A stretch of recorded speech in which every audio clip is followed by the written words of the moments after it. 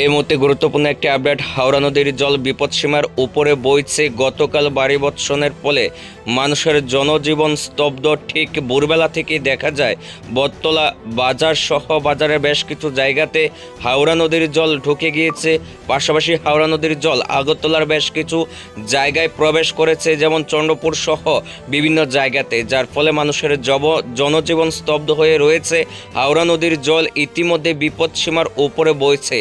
সতর্ক রয়েছে প্রশাসন। সতর্ক থাকার জন্য সকল অংশের মানুষকে আহ্বান করেছে প্রশাসনের পক্ষ থেকে। গতকাল রাতে দেখা গিয়েছে প্রচণ্ড পরিমাণে বৃষ্টির ফলে আগরতলা শহরের বিভিন্ন জায়গাতে জলমগ্ন হতে এবং গতকাল সেই জলমগ্ন অবস্থায় জলের মধ্যে ভেসে থাকা এক ব্যক্তির মৃতদেহ উদ্ধার হয়। কিন্তু সকালবেলায় দেখা যায় হাওড়া নদীর জল বিপদসীমার উপরে বইছে, যার ফলে চন্দ্রপুর বটতলা সহ বিভিন্ন এলাকায় নদীর জল প্রবেশ করছে। জনজীবন স্তব্ধ, মানুষ চিন্তিত রয়েছে কখন এই জলস্তর আরও বৃদ্ধি পাবে, যার ফলে মানুষ আতঙ্কিত হয়ে বাড়িঘর ছাড়ার জন্য প্রস্তুতি নিচ্ছে। যদিও এই বিষয়ে নজর রয়েছে প্রশাসনের, প্রশাসন সতর্ক রয়েছে। সতর্ক থাকার জন্য সকল অংশের মানুষকে আহ্বান জানানো হয়েছে প্রশাসনের পক্ষ থেকে।